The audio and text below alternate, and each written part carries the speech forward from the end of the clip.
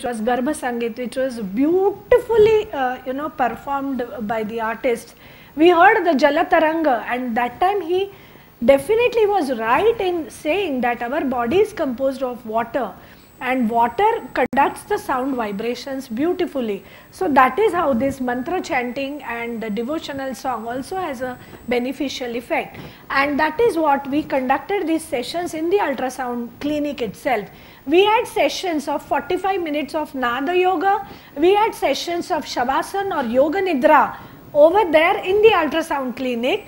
125 patients screened pre, post, and at the end of 3 to 4 months. And these are the results which I am going to show you now. You can see immediate effect of yogic practices. You can see the flow in the immediate effect on the volume flow. Right uterine and the left uterine, you can see here, right plus left uterine artery, that is the blood flow towards the uterus from the mother to the baby. You can see the values going up. This definitely is statistically significant. You can see the immediate effect in the fetal middle cerebral artery.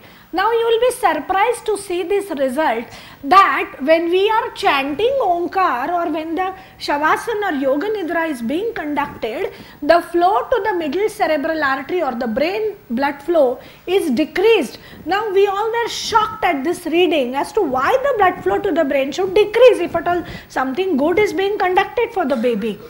But then we realized that when we are sleeping or when we are not doing any activity, we are emotionally absolutely tranquil, would the blood flow supply to brain increase or decrease? That was the result. That initially we got this result as decrease in the blood supply to the brain blood. Now you can see here on resistive index, you can see beautifully here the resistive index or the obstruction to the flow of the blood in the middle cerebral artery at the end of yogic practices going down. Now this is a very interesting effect. Now there is something known as brain sparing effect.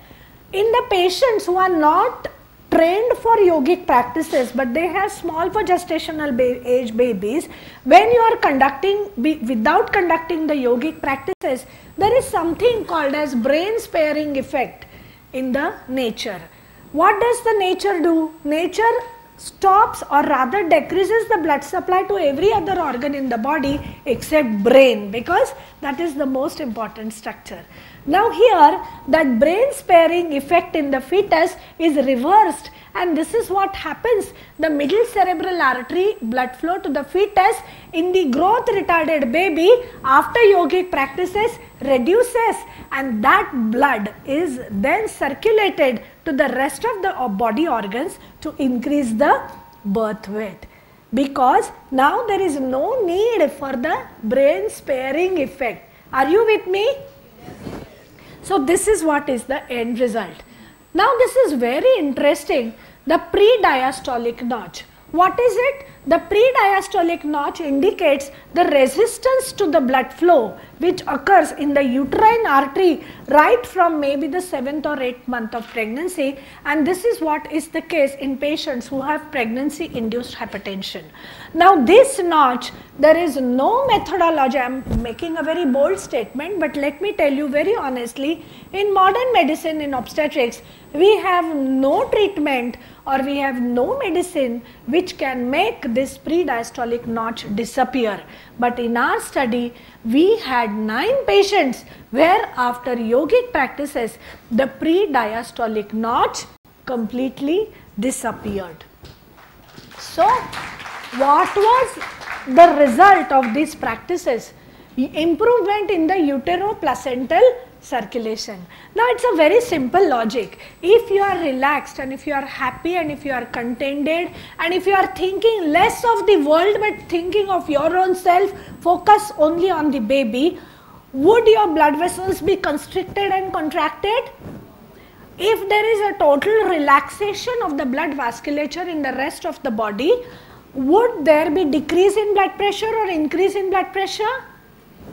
If the blood vessels are beautifully relaxed, there is no resistance to the flow of the blood going from mother to fetus, would the blood flow in the uterine artery, which is going from mother to baby, increase or decrease? If the blood flow is increased, would the weight of the baby inside the womb increase or decrease? You have answered my questions. So, decreased, I talked about this, decreased middle cerebral artery flow in the fetus in group A immediately after Nada Yoga and Omkara chanting, improved birth weight, physical, mental and emotional relaxation with a feeling of well-being and heightened level of self-confidence was the result of yogic practices. We all are very much aware of the fact that yogic practices decrease the sympathetic tone, they bring about a decrease in the peripheral vascular resistance. Regular practice of asanas improves the flexibility, tonicity. Practice of pranayama improves the respiratory adaptability in pregnancy. Chanting of mantra and nada yoga produce a subjective feeling of deep relaxation with an increased alertness. And of course, chanting of Omkar, chanting of any other mantra which you feel like or if you are happy with, guided relaxation and meditation cause absolute mental peace and tranquility. Now, this is an increasing academic and clinical interest in application of training the relaxation techniques to ameliorate the potentially hazardous consequences of stress, reduce the pregnancy complications and maximize the labor and delivery experience. We have heard about all this in the last 2 days. So, what is the probable mechanism? Why does this happen? Is there a medical proof nowadays? See, whatever I understand is we don't need a proof for all these things. Let us be very optimistic about what we are practicing. We don't need a proof, but yes, other people for whom you are trying to convince, they need a scientific proof that tell me why does it happen. This is the proof. The role of cannabinoids, the role of endorphins and role of oxytocin. I think Sir Thomas also has spoken about the role of oxytocin.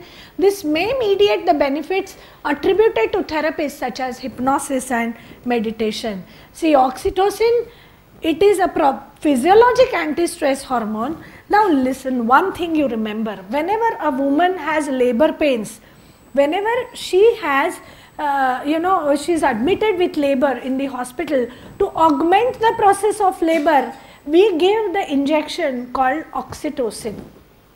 Naturally, in a woman's body, the level of oxytocin at time of labor increases tremendously. Remember, oxytocin is also a hormone, the level of which rises because of meditation. So, if I make a statement that the process of labor is like meditation, am I wrong? So, God has given you definitely a process whereby the relieving or the anti-stress hormones are produced. You have to enjoy it to fullest like the state of samadhi. If you are giving the idea like this to a pregnant woman, I think the dose of analgesics, whatever are required at time of labor, would definitely reduce. Combination of oxytocin and social support exhibit the lowest cortisol concentration as well as increased calmness and decreased anxiety during stress. Why cortisol? Because cortisol is a stress hormone. If you are stressed, the level of cortisol would go up. But if you are less stressed, if the level of stress goes down, the cortisol level would go down. So, combination of oxytocin with social support. Now, this is the proof. I have written the reference. What are cannabinoids? They are both endogenous and exogenous substances. They inhibit the prostaglandin synthesis in rats and may be responsible for delay in onset of labor. Now, if cannabinoids are the mediators for the process of inhibiting the labor, tell me, can I not use it for a patient who are likely to undergo the premature labor? 100%. Why? Because they are inhibiting the synthesis of prostaglandins. And that is why patients who are high risk, who have repeated premature deliveries, we have been giving them yogic practices, tranquilizing effects, meditation, mantra chanting, and this has helped us to prolong the duration of pregnancy to as much as possible to a desired level. Now, see endorphins, the best part is the endorphins are nothing but natural morphines. But the unfortunate story is morphines were discovered first and the endorphins were discovered later. Because if the morphine goes and attaches to some receptors in the body, the scientists thought that, oh, there must be something in the body to which the morphine goes and attaches to. So if the receptors are present to begin with, that means there has to be something natural produced by the body. So the endorphins were discovered. And it is proved that the endorphins like your Bhakti Sangeet and Antaranga Sadhana help to promote the release of endorphins. Yoga dampens or limits the stress-related changes as suggested by serum interleukin levels, C-reactive protein levels in the regular yoga practitioners. We are on our way to publish one study where the stress-related effects on obesity are shown in the form of decreasing C-peptide levels, decreasing insulin resistance, increasing the beta cell activity of the pancreas, etc., etc. Now, what does the modern medicine say? Show me the evidence and then only we will trust. I am just ending in another 2 minutes. I have 5 minutes. So, they are ill discoverers who think there is no land when they see nothing but the sea. Modern medicine uses the model of reductionism and linear mathematics, both of which do not have relevance to human dynamic system because no two individuals are same.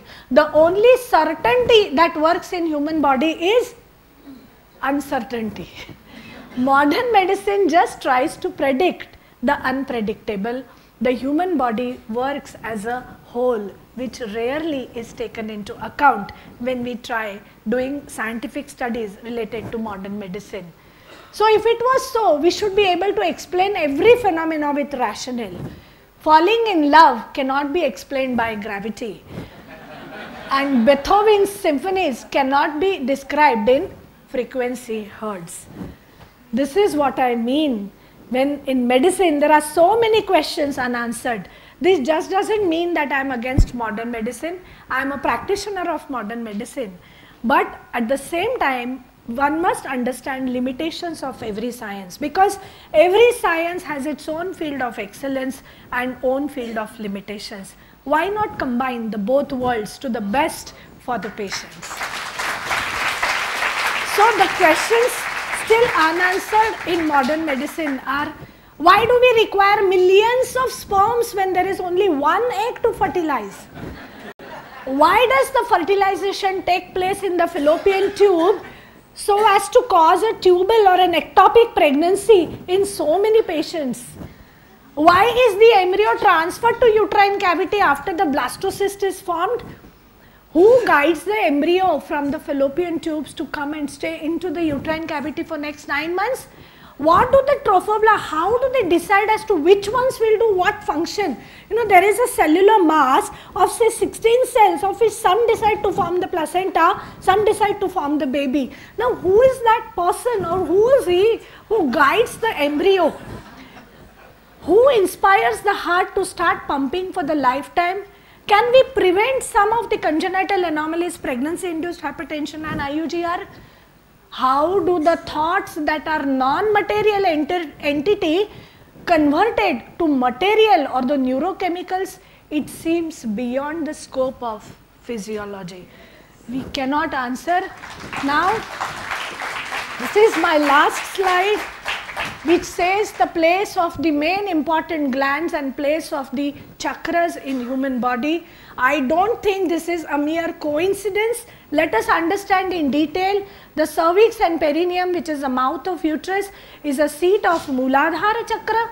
The sacral plexus or place of ovaries and testes is a place for the Swadhisthana chakra. You have the solar or the adrenal gland, which is a source of energy, the source of Manipura chakra. The Buddhist philosophy believes that the energy is supplied to the whole body from the Manipura chakra. Now the cardiac plexus or thymus gland, these are all autonomic plexuses. This is the endocrine gland and this is the place of chakra. Now the thyroid gland has Vishuddhi, Visheshatvena Shuddha is Vishuddhi chakra. Now the pineal is the ultimate, that is the place of Ajna chakra. Now I come to the last one slide. To be comfortable with miracles, doctors must have a high tolerance for the unpredictable and irrational, the so-called irrational, okay, which we disdain. Reinventing the medicine, a revolutionary change in medicine has to happen. It has been happening from mechanistic to mind-body medicine, from then to non-local medicine, and now to spiritual medicine. Everything that cannot be counted does not necessarily count, and everything that counts cannot necessarily be counted. Please think on this. And this is a take-home message by my Guru Yogacharya Sri Krishna Vyavahareji. I am thankful also to the organizers of Manashakti and APA for giving me an opportunity here. It's only the combination of Sahaja Yoga, simplified yogic practices. You don't have to do any complicated postures. As I told you, it's a 24-hour methodized effort. You have to be consistent in what you are doing. Satatya Yoga, that is important. And the third is Samaja Yoga, which is a socially relevant yoga, which is the need and culture of tomorrow. Once again, thank you. Thank you. 1 minute. Very good, very good. Excellent presentation. And all these yogic chakras, what Madam has told us. First of all, let me request our Giselle Whitewell ma'am to present a memento on behalf of all of us. And as Madam has described, with all this chakra journey, I think you have opened our Sahasradhar chakra of all of us.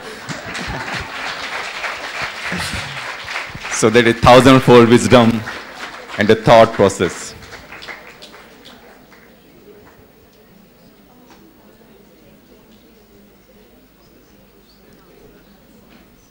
Thank you, Madam. I hope I have continued up to the Sahasrara chakra, which you left as Ajna chakra.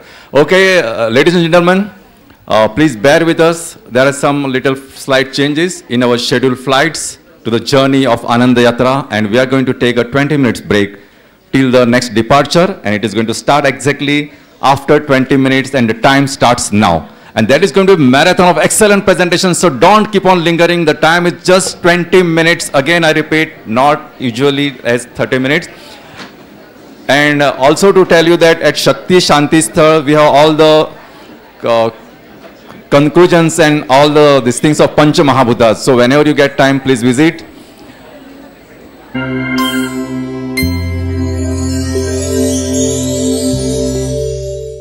Good morning, welcome viewers to Manashakti channel again on this day 2 of our conference.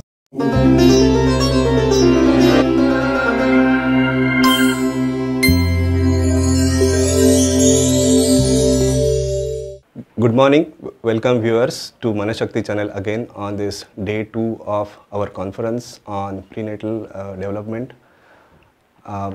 We have been speaking to multiple speakers since yesterday. Today we have Dr. Dorji Damdul, who is Director of Tibet House in Delhi. He is with us and we will be having an informal talk with him. So Dr. Dorji, we would like to know your association with Manashakti. How did you get associated with Manashakti and how has been the journey so far?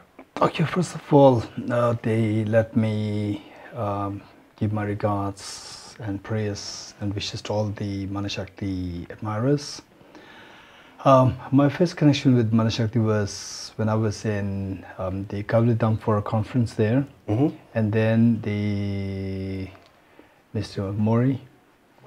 Mayurji and his friend, two of them came to Kavlidam for the conference, and then we met, and they invited me to Manashakti.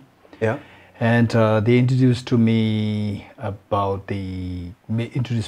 of the concepts of Swamiji. I was so impressed. Not only his open-mindedness, the incredible intelligence, knowledge, and then so much warmth and kindness, Yeah. and then openness and the humility. So when all these things I learned, I was so impressed. I was Right. so impressed. And then they actually brought me to Yeah. the center, not the campus, but the smaller campus.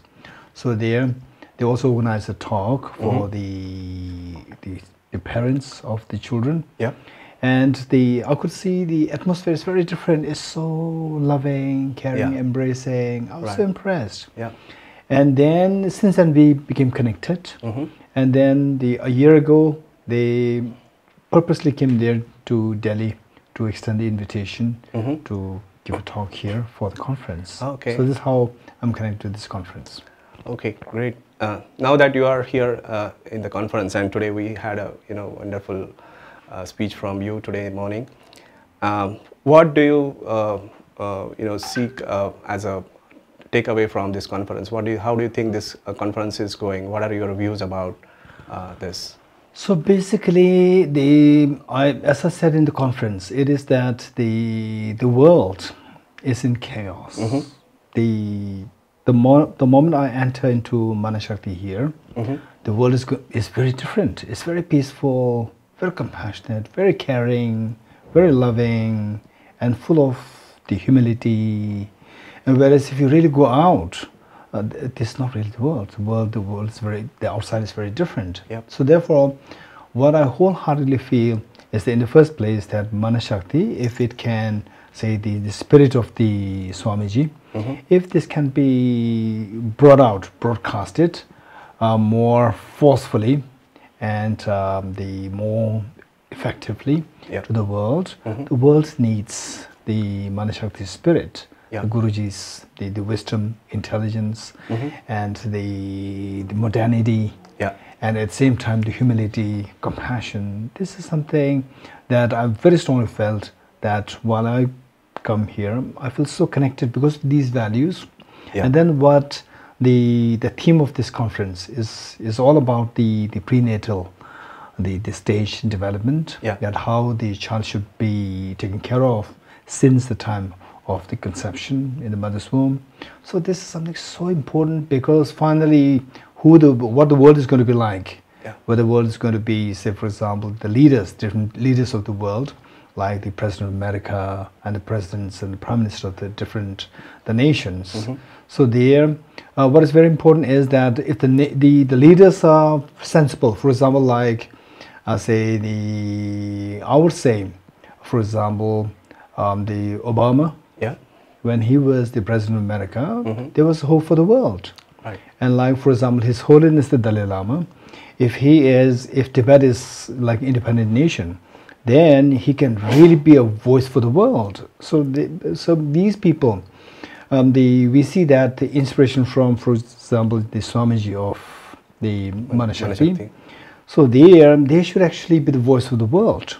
So if this is what comes out, then the world people are necessarily millions of the people they are suffering because of the leaders who are not so wise, who don't have this wisdom and a compassion.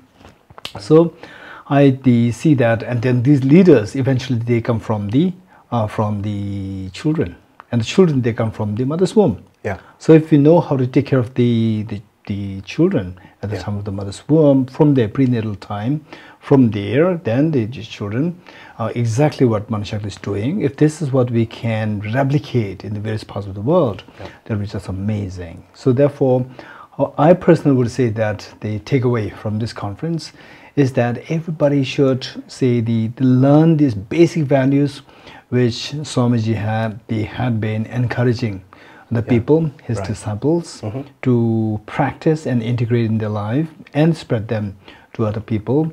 So these must be something to be inculcated in the minds of the children and in the minds of the mothers who are going through the prenatal, the pregnancy with the children in the womb. So that's something that we all need to think of. Yeah. So what you're saying, in other words, is it's not just the one kid or the one mother who is going to get affected. It's the impact is far-reaching to the society, basically. Exactly. Yeah. Right. Yeah.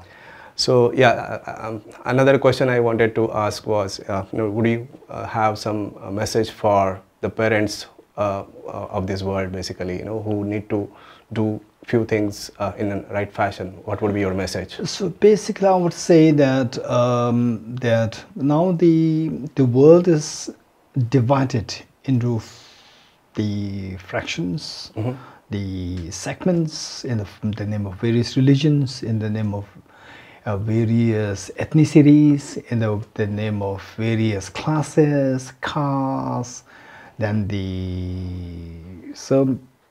and then the northern, southern, eastern, western.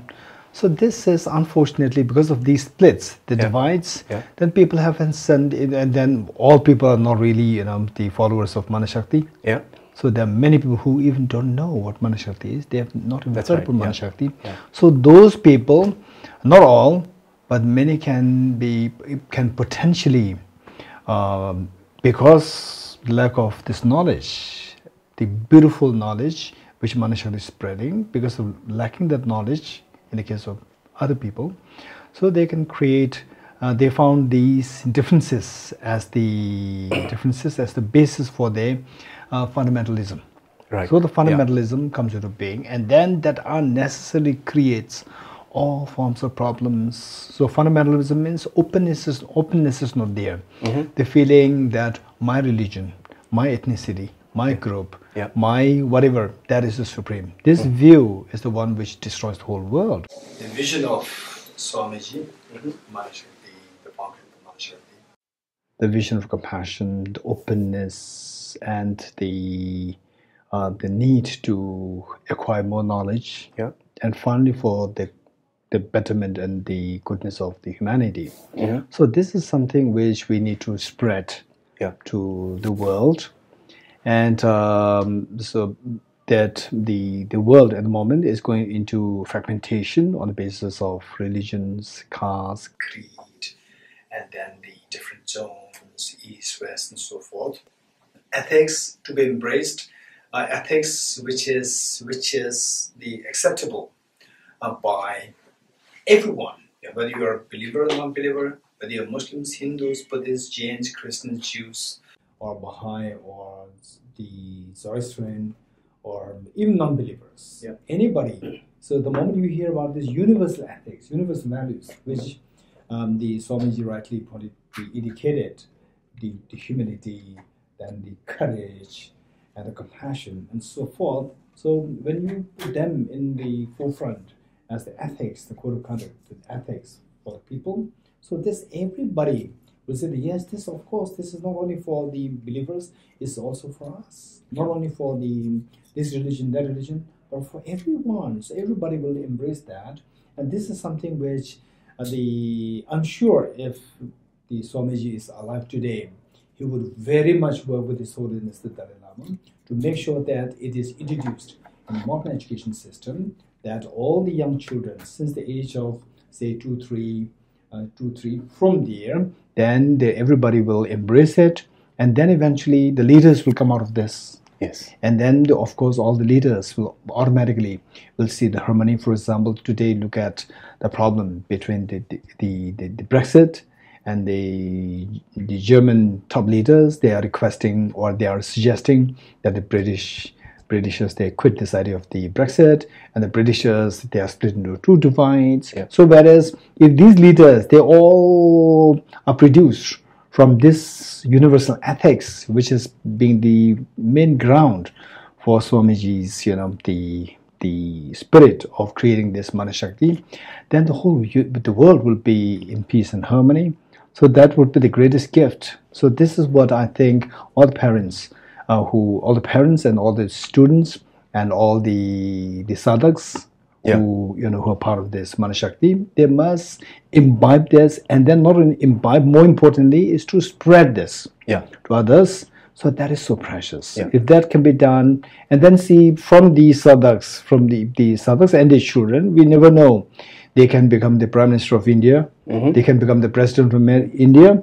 So they will take this message forth on the national level, then eventually to the international level, so that the universal ethics will be introduced to everyone, and the world will be one family again. Yeah, So right. this, I think, is the greatest, the contribution that Manashakti can greatly Yeah. do. Right. Yeah. Well, thank you, doctor. Actually, that is the message is not just wonderful. I think it is going to provoke thought in everybody's mind to really critically think about how we can do this and acclaim this together, basically. Thank you, doctor, for coming to our studio and having this privileges to talk to you Thank you in so person. much. Thank you. Thank You you. so much. Thank you.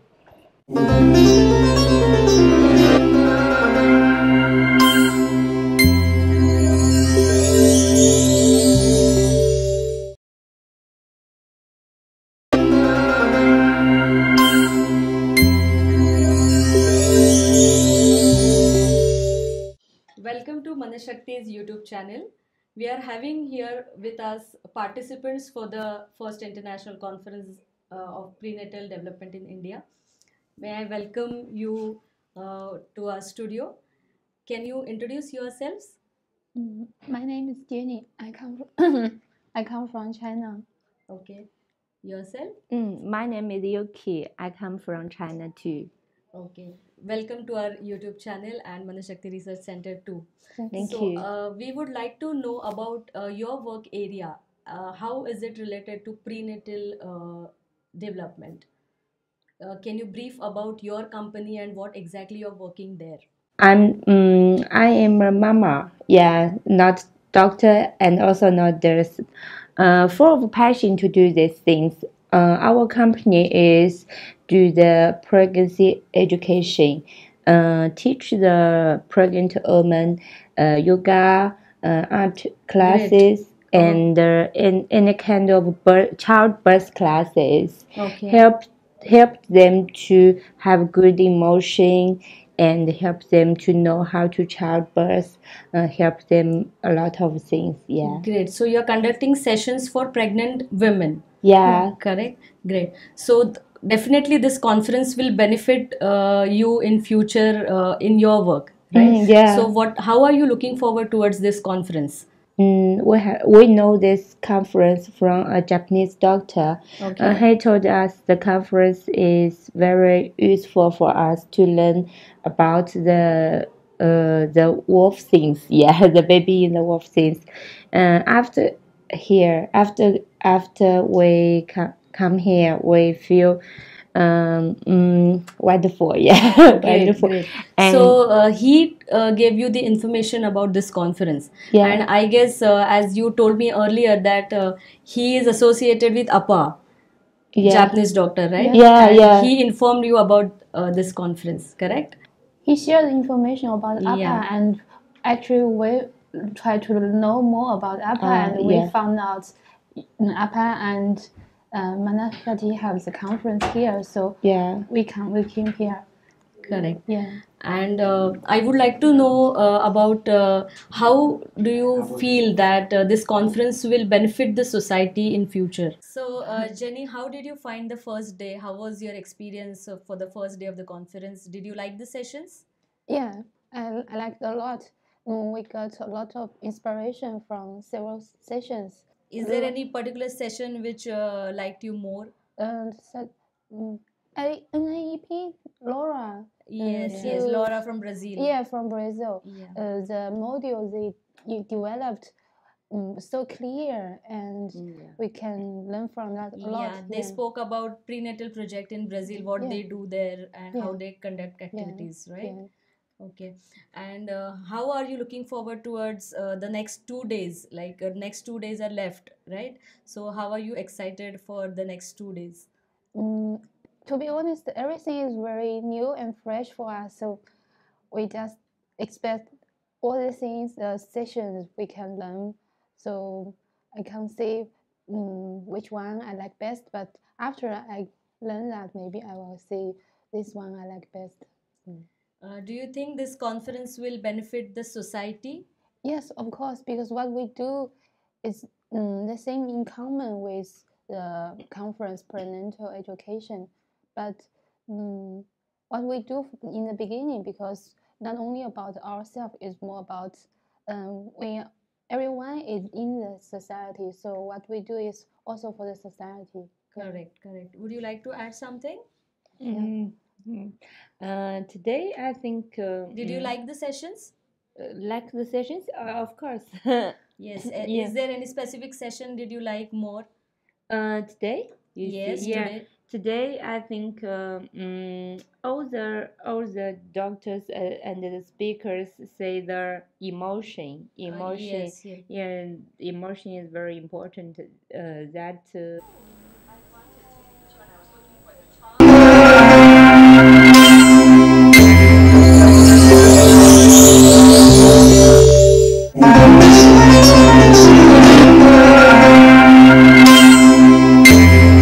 Please get yourself organized. We are starting with the session.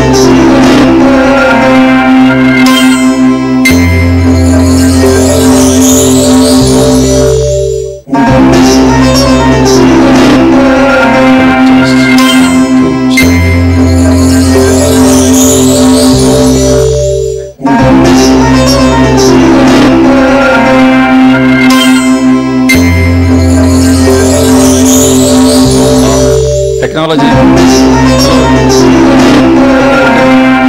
Lights, sound, camera, take your positions. Silence on the floor. Your words. Madam, your words. Silence on the floor. Countdown is beginning. That is, when they start shooting, they start right away.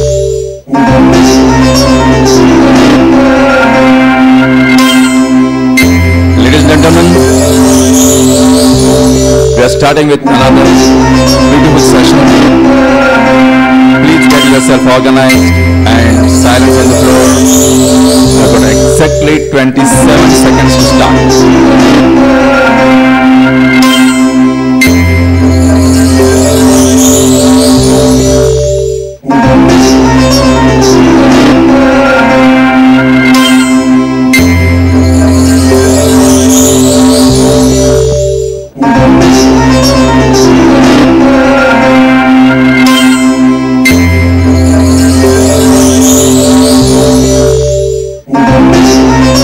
Countdown has started. 10, 9, 8, 7, 6, 5, 4, 3, 2, 1, 0. Ladies and gentlemen, our next speaker is a very wonderful lady. And she has been the past president of APA, eminent speaker with compassion, highly qualified personality, and the most important, with a very high emotional index, I should say. Yes. Sandra Birdsley. Yes, that is spirit of welcoming our guest, madam. I don't want to say much. Only I can say you are going to take this gathering into pleasure of joy of delivering the labor, pleasing pains as well as painful pleasures.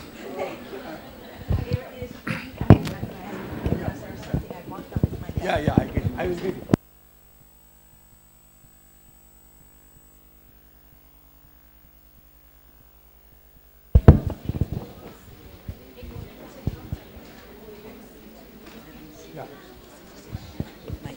Please, Shanti.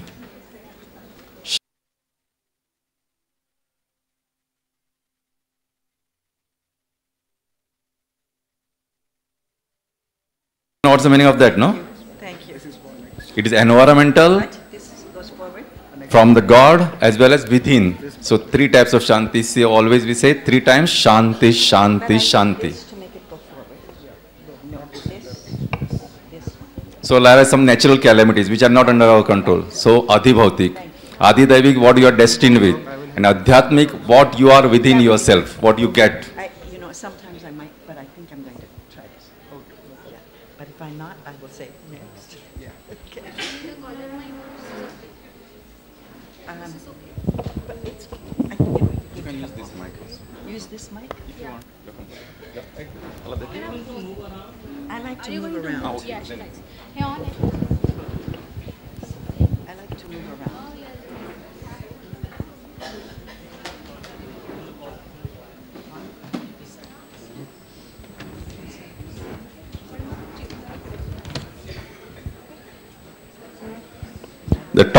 The title for this session is creating a joyful birth experience. So that it is art as well as science, as it always says that behind every science there is an art, and behind every art there is a science. With these few words, madam, we are all into the labor room with you. Well, first and foremost, I am very grateful to be here, very grateful. This conference has been very wonderful, and we have enjoyed very much being here with Manashakti and hopefully creating a joyful birth experience for all of you. Now this morning, we started off with Dr. Verney talking to us about attachment and bonding. And then we heard about the new way that Swamiji Vivekananda has introduced here. And then Dr. Oka started moving us toward how we can implant this and how we can make it. The whole weekend we have been studying the difference between body and mind and how important it is for the pregnant parent, the father and the mother, because we must realize that the father is an extremely important part because he holds the energy for that spiritual essence that the mother needs to build upon, to build into herself for the baby. And we've studied everything from science all the way into the mind so that you can begin understanding this. Now, what I'm going to be talking about in this short amount of time here, and then we'll follow up with our education director talking to you more about other parts of trauma that might occur. But I'm going to talk to you first about how to create a joyful birth experience. When my lifetime with APA goes all the way back to the beginning of APA. I'm very fortunate to be able to have had experiences all the way back. And I have seen the growth that has occurred. I talked to you at the very beginning about how difficult it was for some of us at the beginning because they thought that we were really crazy. But now, as I put it, science is catching up with us. And they're beginning to understand the importance of bridging the gap. Today, what I'm going to be doing, if I can make this work, next, I can't make it go forward, yes. I want to talk just a bit about how do we awaken creativity and inner guidance that the woman and the partner have already in their being. Because as we've been studying, the universal minds that are out there has brought this to us, but we have to know how to contact it. We don't know that a lot of times. And especially because as we're seeing, it's being separated from us. And so one of the things that I love poetry. And Schiller writes a very meaningful poetry to me. And he says, "Joy, divine spark of the gods, we enter your sanctuary. Your magic reunites what custom has sternly parted." And that's what I want to just talk a bit about. You see, in today's, and I know that you're experiencing this more and more, but in today's society, we focus a lot on the physical and intellectual, and we don't focus very much on the emotional and relationship aspect.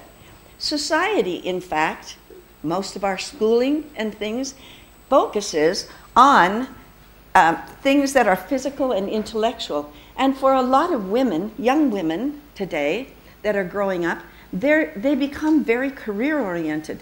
And motherhood is kind of at the back of the wheel, and sometimes doesn't even come until they're older. Hopefully, we can start averting that and bringing that back down a little bit, where they realize that intellectual learning and technical skills are all physical actions. And that's good. That's good. But we don't want it to be like, let's say you're an obstetrician and you have a new mother, and you're trying to figure out how to reach her, and she's had a career, and that's all she's had is a career. And her career has involved bringing things into organization, reading a lot, studying and things. So you walk into her office as if she was one of the employees, and it's like that doctor walked into the office and said, you know, I have a 9-month project here, and I would really like it if you could organize things for me, study the data on this, and pull it all together, and then I'll deliver the product. And that's a lot of how women in our society today are. It sounds silly to say, but that's exactly how they're doing it. They're organizing it, and they learn a lot about, okay, I should do this exercise, I should eat this, and I should not eat that, and I should walk this much, and I should, oh, there's another article that I haven't read yet, but they don't come to understand that the most important factor that they can have is their connection with their unborn baby. So you're going to hear me talk a little bit, very briefly, because this is not an anatomical lecture. We've already had those over the weekend. But we're going to talk a little bit about the brain, the right hemisphere and the left hemisphere. As you know, the brain is divided into the right and the left. Interestingly enough, and most of you all know this, the right hemisphere is quite different than the left hemisphere, but they work simultaneously. They can, they should. And the left hemisphere here, as you can see, is it's very sequential. It's problem solving and listening and talking and reciting. It's language and reading. It's very linear, and it moves from part to whole. Whereas the right hemisphere over here is very poetic and rhythmic and color sensitive, and it's very pictorial, and it interprets body language. As you heard over the weekend a bit about the 10th cranial nerve, and it's most of us are calling it now the polyvagal theory, but it's very interesting how we switch in and out of that. But it's the very thing, when you walk into a room, what is the very thing you're looking for? You're looking for a friendly face, okay? You're looking for somebody that you can connect with. But over here, you see this group, and they're fighting. And you go, oh, I don't know, I don't want to go there. No. And you look over there, oh my, they're having a really good time. But I feel I shouldn't go there because it's not appropriate. So you're ascertaining. And that's exactly what we do as we're trying to bridge the gap. We look at things from a very pictorial way, but we're also gathering information here, okay? Now, how do we do that? There is this wonderful bridge that was again mentioned. Dr. Verney talked about it briefly. There's a wonderful bridge between the left and right hemisphere. And within that bridge, deep inside it, that bridge is called the corpus callosum. Some people call it a bridge. I call it the hallway of the mind. And when I am working with my clients, I'm teaching them a way to visualize crossing the hallway of their mind and keeping the two doors open, but at the same time allowing themselves to leave the strong left hemisphere and move into the right hemisphere. So I'd like you all to close your eyes for a moment, and I want you to think and visualize a room, any room. It can be a room from your house. And you see a door in that room. It's just an ordinary door. And I want you to picture it, see what it's like. And please take yourself over there and open that door. Find something in the room that you can prop it open with, because you want to keep that door open. And beyond that door, you look and you see a hallway. I want you to visualize what your hallway looks like. Is it narrow? Is it wide? Is it breezy? Or is it very sultry? What does it look like? Now I want you to take yourself in your mind's eye across that hallway. Visualize again. Am I leaping? Am I walking slowly? Am I crawling? Bring yourself across that hallway. Is the hallway wide or is it very narrow? Are there things cluttering it? Or is it open and wide? Whatever way it is, doesn't matter. But I want you to visualize how it is for yourself. And as you're coming across that hallway, you see another door. And this door is very different than the first door. It's actually very beautiful. Take a moment and visualize, what does that door look like in my mind?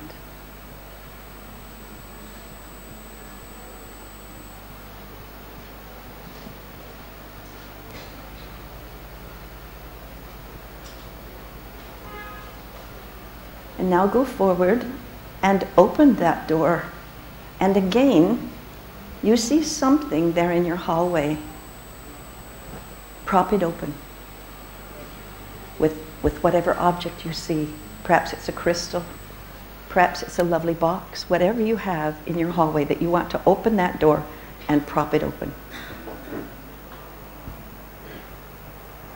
Now, as you stand looking out to where does that door lead to, you see a very different place. I want you to visualize a safe place that you love to go to. Maybe it's in your garden, maybe it's at the seaside, maybe it's on a mountain hilltop. Visualize your favorite safe place. Maybe it's in front of a fireplace.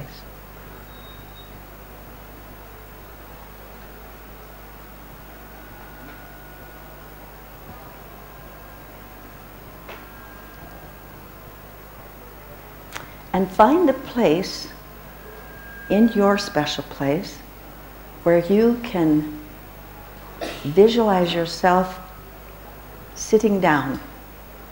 Maybe there's a bench, maybe a rock, maybe sand, maybe a warm rug.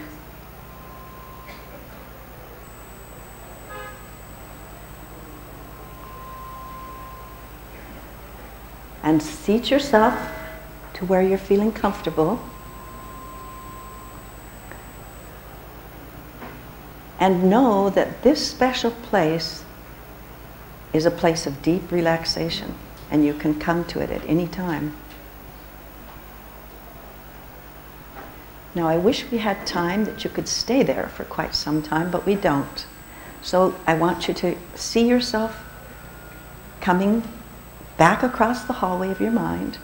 And remember, the doors are open. So you're coming back into this room. And when you feel ready, open your eyes, and we'll continue this lecture.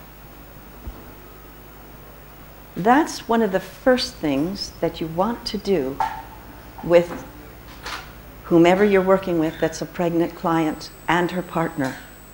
You want to help them have a way to cross the bridge or to cross the hallway of their mind so that they can begin feeling and experiencing.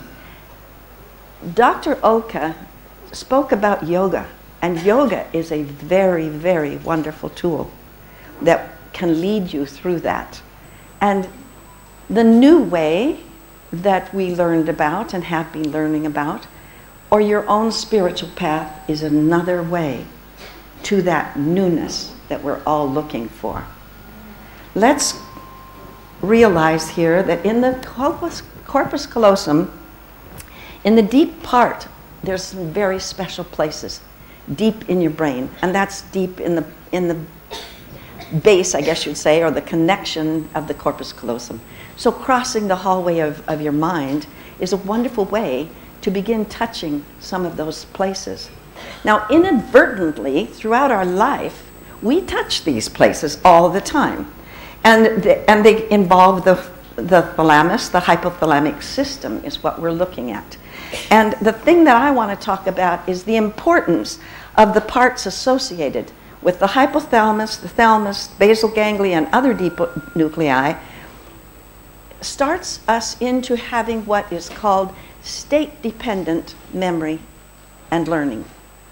Now, what the heck does that mean, state-dependent memory or learning? That means that any emotional state that you are in at the time that an experience is happening gets linked and is linked in your brain. So let's do another little fun thing. Imagine back to your first boyfriend or your husband and the music that was playing at a time when you were having a wonderful emotional experience.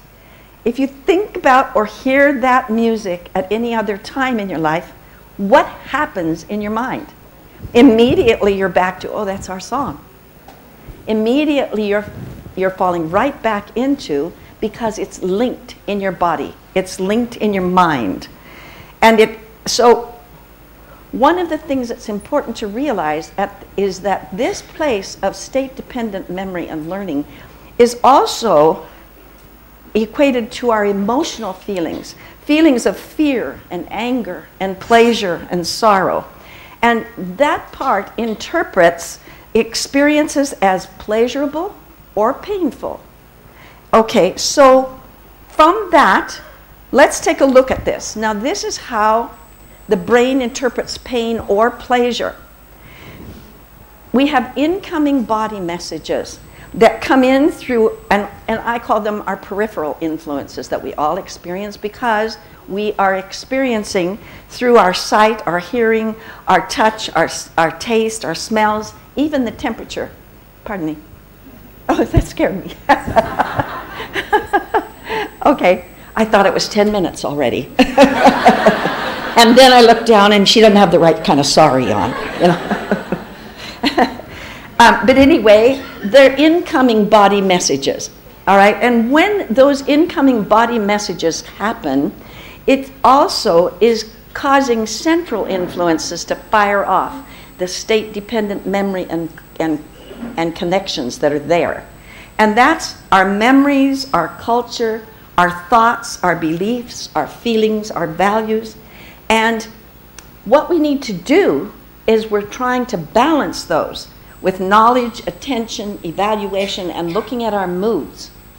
Now, all of us have ways of doing this, but as a midwife and as a teacher and counselor, what I use is journaling, because I find that journaling is a very useful way, but I'm very insistent that the journal be kept private, and should only be shared with the person, especially their partner, that they want to have close consistency with. Because the kind of journaling that I want them to do is looking at their feelings, looking at their thoughts and their beliefs and their feelings and their values, finding out, as Dr. Sobti said this weekend, finding out who they are. Because you cannot give what you have not received. So you must receive it first, all right? Okay, so those are called anchors.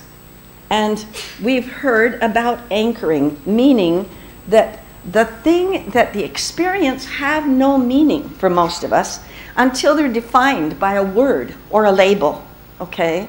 And words or labels will elicit an emotional response based on the picture that's already stored in your mind of a past event that emits a feeling when that word or label reminds you of it, just like I talked a few moments ago. If you have an experience and it's linked with feelings, then all your life it will be that way. Now, what we're doing as practitioners is trying to help, not trying, we are working to help the expectant parents, both the man and the woman, to come to a point where they understand their own feelings and can welcome this child coming into their space, all right? So there's various ways that we work doing that. But one of them, like I said, is what I use is the Joyful Birth Journal. And I have them, it's an actual journal that they work with and has exercises in and blank pages for them to do the exercises on. However, you can create your own. It's just what I use, okay? But what I'm saying is, it's very important that they focus on becoming relaxed physically and connected with one another and with the universal energy and prepared. Because a lot of time, what happens is we stay out here on the left side of the mind. We're so caught up in the world that we don't stop and go within. And this is a way that you can go within. Now, what I'm going to do in the rest of this lecture is just show you what I do, because you can do the same thing, but in your own way.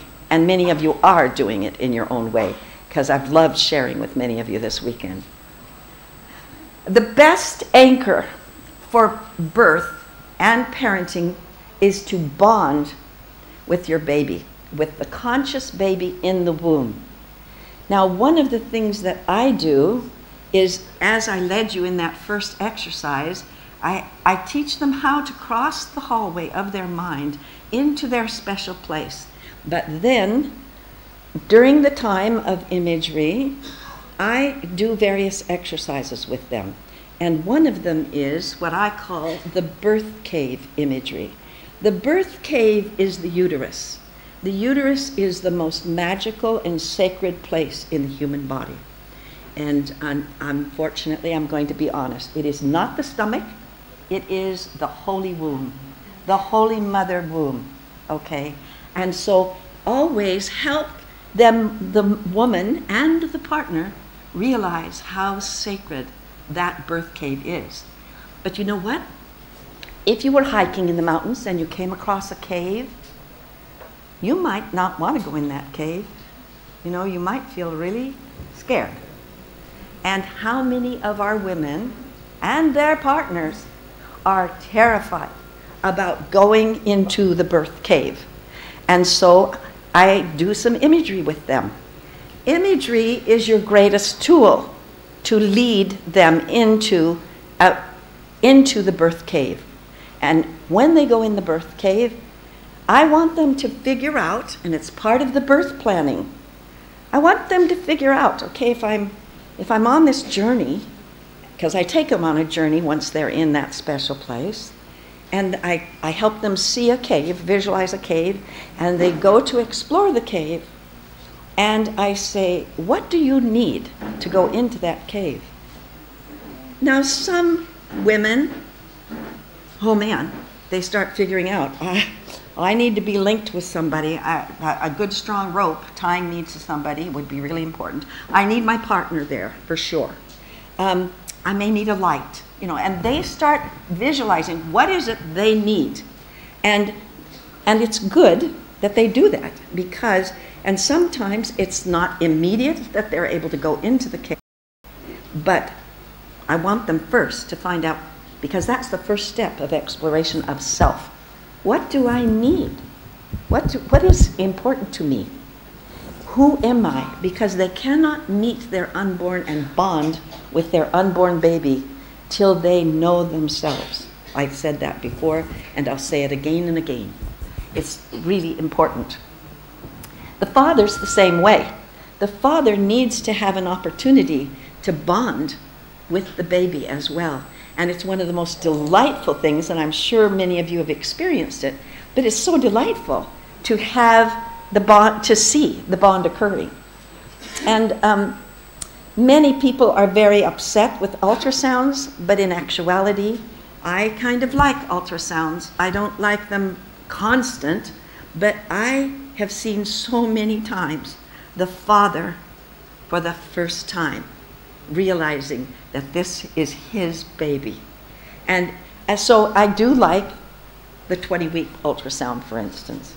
I'm not a big proponent of other ultrasounds because I think it's, I'd rather use visualization. So the best anchor, like I said, for birth and parenting is to bond with that baby in the womb. So I'm going to show you a few ways that we do that. One of the things that I thought was really interesting, and is a recent article, is how the baby oftentimes is singing in the womb with the music that you're playing. Depends on the music, because I'm sure sometimes if it's the wrong kind of music, they're screaming. But as you can see, this baby is singing because this is a study that came out of Barcelona, Spain, and at 16 weeks old, the unborn baby appears to be singing with the music. And it was Vivaldi that in this experiment that they were doing, they played through headphones on the abdomen and also vaginally via a special instrument that they had created. But isn't it interesting that the baby is responding to the music? There's my 10-minute girl. Okay. Laura Uplinger from Brazil, when I was writing my first book, I was so intrigued with what she does with her people, and I asked if I could adapt some of her work into my journal, because what I have women do is I have them experience these wonderful things called womb service, delicious delicacies for your baby. And as you can tell, this is one that I love doing, with having women do, because on a day where there are clouds in the sky, pause and gaze upward. Take delight in the sight. Allow your mind to play with the shapes of the clouds, their light and movement. Create stories about them and tell those thoughts and stories to your unborn baby. I want them to journal with their feelings. Now, going back to the birth cave imagery that I use in my work, once they have comfort about going into the birth cave, I have them go into the birth cave and first get to know the cave. And that came for me from way back. Ursula K. Le Guin had written a trilogy of the, I can't even remember the name of it now, but it had to do with, it was the tombs of, that's the name, Tombs of Atuan, and it had to do with this special magical tomb that they were going through and going into this beautiful cave. And it just reminded me of, oh, I want women to see their birth cave as a beautiful place, because a lot of women to start with don't feel that way. And so I have them first go into the cave and find that special place and find themselves seated there and getting to know the cave. What do the walls look like? What is the coloring look like? And eventually, I have them even come to the point where they're working directly with their baby. They're meeting their baby and visualizing. And because all women and their partners, but especially the women, they visualize throughout their whole pregnancy. And so the birth cave imagery for me is really important. But one of the things that I have them do then is to journal about those feelings. And so when they're doing things like this out in the sunshine, then they take time to come back and journal about it, so that they're bonding with their baby. The other one that I use a lot is for the partners to caress the belly, and as they breathe deeply and peacefully, I let their hands send messages of love to the unborn baby. This is one of the places that I really work on yoga with them. And I have, I'm sure that many of you know this pose, but I have the mother sitting in between the knees of the father, and his hands are on her womb, and her hands are on his, and they're thinking about their baby. And then as they're breathing, I have them rock and hug the baby breath. And this was something that I learned through APA, and I use it a lot in my work, where they're in that position sitting, and he rocks back and she breathes in and her belly expands. And then as he comes forward, he gently pulls against her abdomen, so that, and it's called rock and hug the baby breath, because they are rocking the baby and hugging the baby through the breathing. It's a very beautiful exercise that they do. So then with the three of them gathered together, I have them have a conversation about this new little family. Talk about who you are and about your home, your life, your ideas, hopes, dreams, because you're bonding with the baby. And as I said, and as we've learned over this entire weekend, that's the most important way that we can help them prepare spiritually to bring this spiritual essence into a physical form. The baby is growing, physically growing in the womb, but has not chosen yet to come to birth, to come onto this planet. And the parents are bringing and imprinting on that baby's brain development and psychological development the feelings that they're hoping that child will carry. So another is the prenatal bonding of reading to the baby. This is a very fun one that they can give their child, and sharing the reading of the baby. The last thing that I do with them, but I'm doing this throughout, is sometimes when they're in the womb, there's boulders there, or it looks messy to them, or it doesn't feel comfortable to them. And I have them journal about these things. And what I did in my studies, I studied art and a form of art therapy, and Dr. Lucia Capacchione was my mentor. And she taught us to work with the non-dominant hand. For most people, that's their left hand. Their dominant hand is the one they write with. But it doesn't matter whether it's your right or left hand, but always use the non-dominant hand in this journaling. So I'm going to show you, in conclusion, just a few of the exercises that I do with couples. We do a lot of different kind of art journaling. We have the whole belly casting and the drawing and different things that we do to get the bonding with the unborn baby.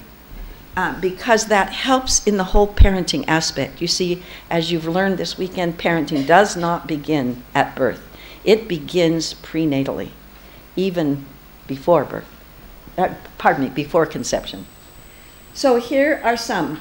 This is an inner child chat dialogue with the unborn baby that a mother's doing. She writes with her dominant hand questions that she wants to ask, and then she sits and thinks and feels, and whatever comes up, she writes it with her non-dominant hand.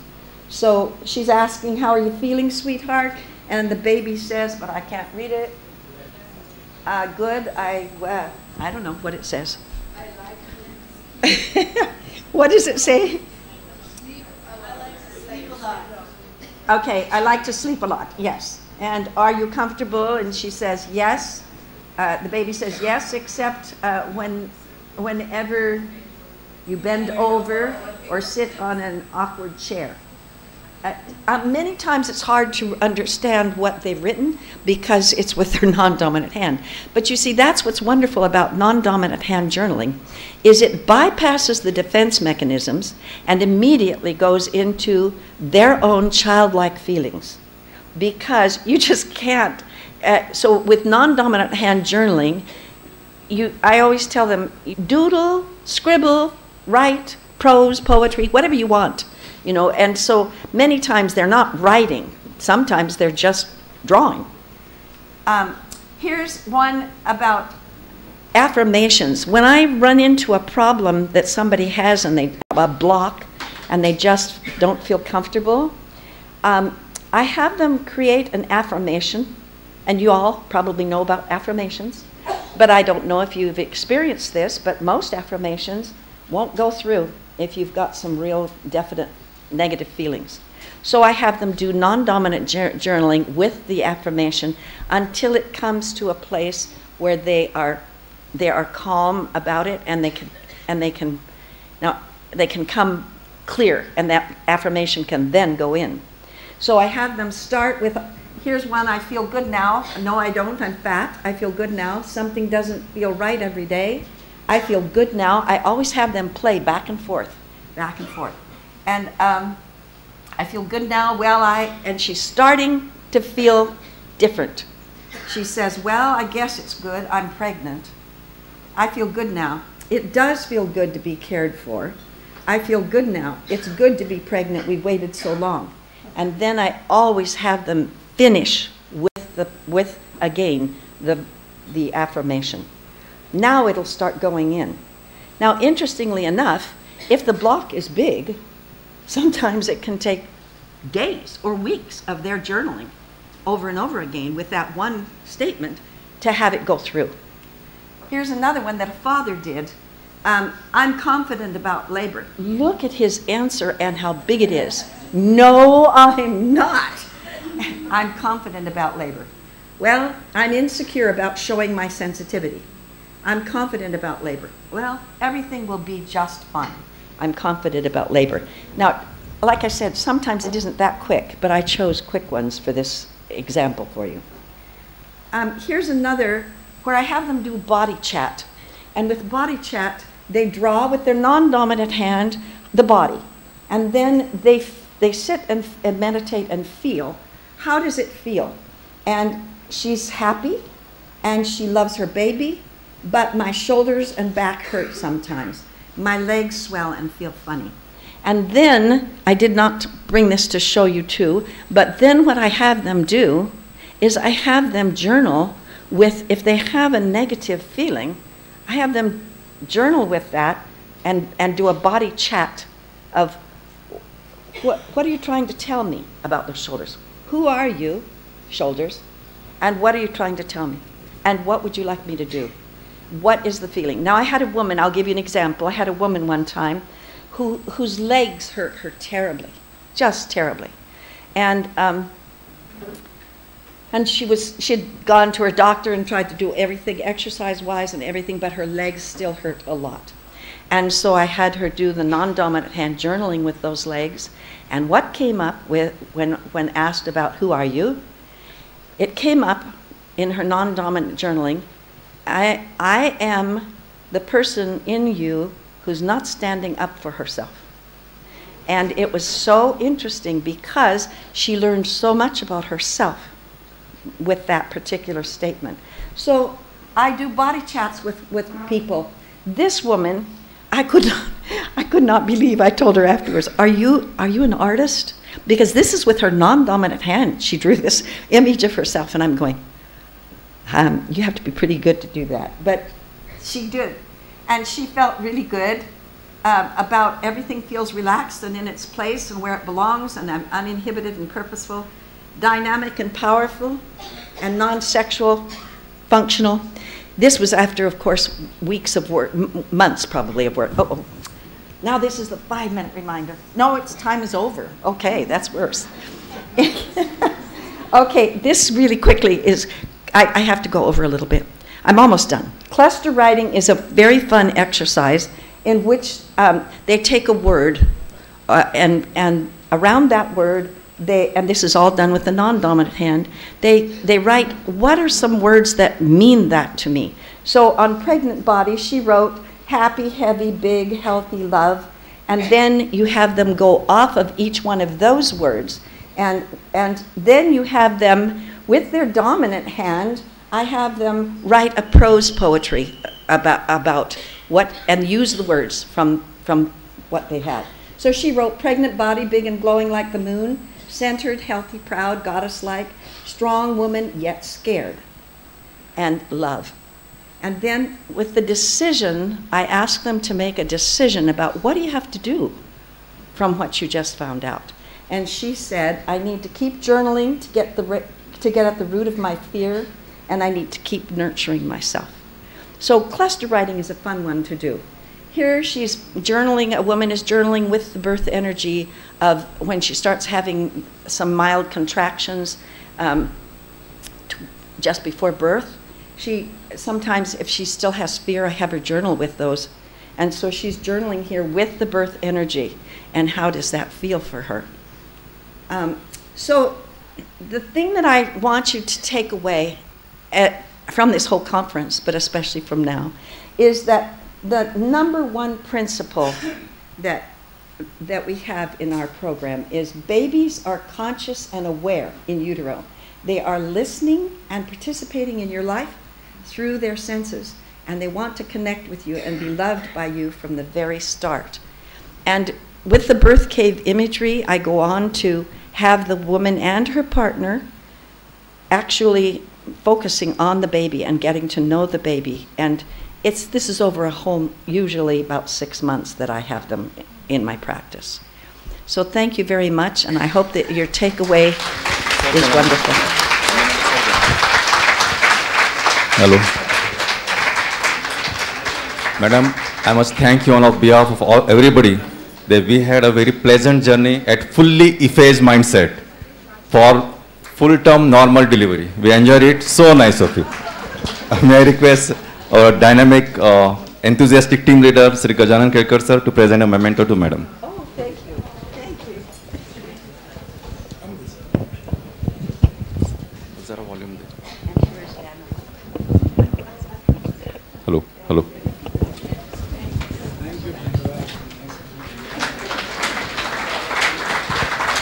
Hello.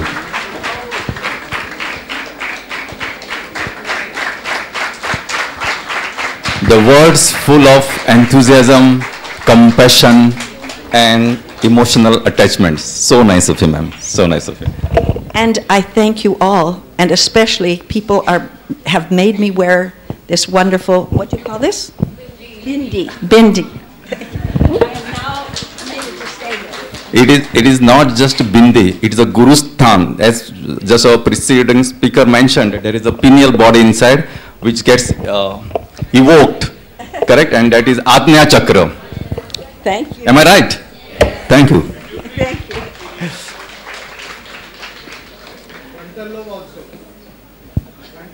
Frontal lobe also. Okay, so now ladies and gentlemen, our next speaker is Kate White.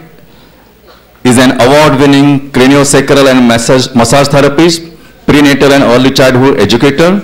She's trained in somatic therapies and prenatal and perinatal health, lactation, brain development, infant mental health, and has specialized in mother-baby daycare using somatic preventions and trauma healing approaches for nearly 20 years.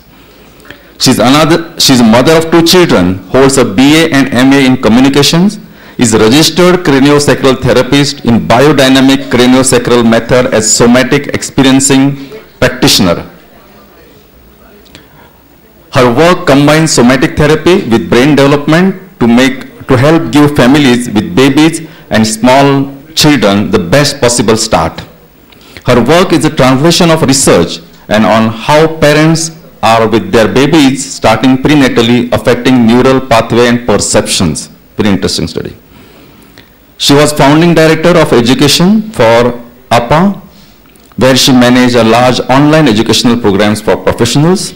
She currently coordinates this program, administrating an online program for parents and parent professionals, runs a private practice, and offers her own seminars to the Center for Prenatal and Perinatal Programs. I have been given to understand that we are taking some few minutes more to get technically organized. So just I would like to recite one small, say a few words from a beautiful poem which I really liked. Am I permitted to do so? Because I am quite punctual about time, so excuse me for that. Little Eyes Upon You. The title of this poem is Little Eyes Upon You. There are little eyes upon you, and they are watching night and day. There are little eyes upon you, and they are watching night and day. There are little ears that quickly take in every word you say. And there are little ears that quickly take in every word you say. There are little hands, all eager.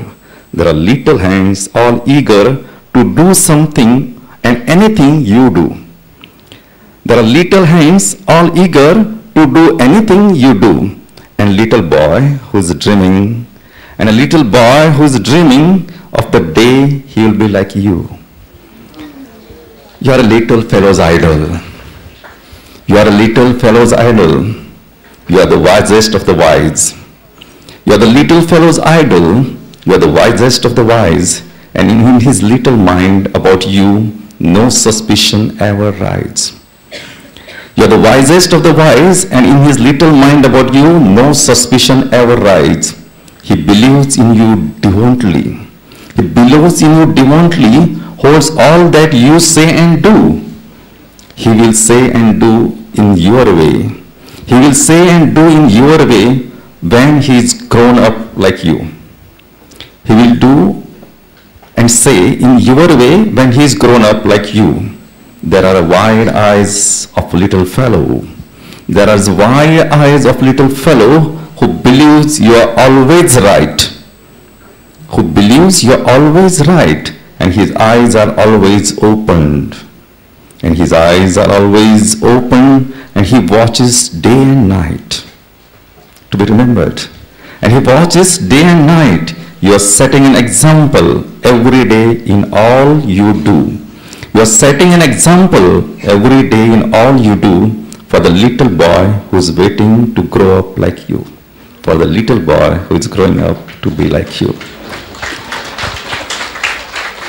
Okay, with these beautiful words of the poet, I must thank the poet for a beautiful this from the magazine Moral Compassion. I call upon our next speaker, Kate White, to take charge of this August gathering. Yes.